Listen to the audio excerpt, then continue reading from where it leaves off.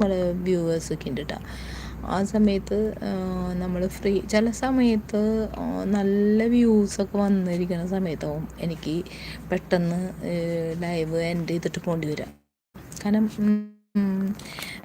Husband വന്നു കഴിഞ്ഞ് വീട്ടിലേക്ക് വന്നു കഴിഞ്ഞാൽ പിന്നെ ആൾക്ക് ഈ പറഞ്ഞ പോലെ കുറേ സമയം നമ്മൾ ഫോണും പിടിച്ചിങ്ങനെ ഫോണും നോക്കിയിരിക്കുക, അത് അത്ര ഇഷ്ടമല്ല ആൾക്ക്.